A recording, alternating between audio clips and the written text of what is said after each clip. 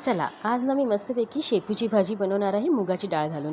ते इथे मस्तपैकी शेपू मी स्वच्छ धुवून बारीक चिरून घेतलेली आहे. 1-1.5 तास आधी मी मुगाची डाळ भिजत घातलेली होती थोडीशी. आता कढईमध्ये चांगलं तेल गरम झाल्याच्यानंतर पहिला मी मिरच्या घातल्या. मिरच्या चांगल्या खरपूस झाल्याच्यानंतर याच्यामध्ये मी लसूण घातला. लसूण पण चांगला लाल झाला ना की मी कांदा घातलेला आहे आणि त्याच्यानंतर मुगाची डाळ घालून चांगलं तेलामध्ये परतून घेतलेलं आहे. मग मी त्याच्यामध्ये भाजी घातली आणि चांगली अशी व्यवस्थित परतून घेतलेली आहे की डाळ आणि भाजी सगळी एकत्र झाली पाहिजे आहे.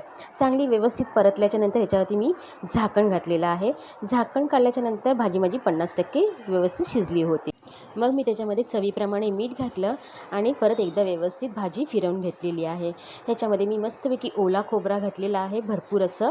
ते परत एकदा मी 2-3 मिनटं चांगलं परतून घेतलेलं आहे आणि इथे मस्तपैकी अशी मुगाची डाळ घालून शेपूची भाजी माझी तयार आहे. ही भाजी तुम्हाला आवडली असेल लाईक, शेअर, सबस्क्राईब आणि फॉलो नक्की करा.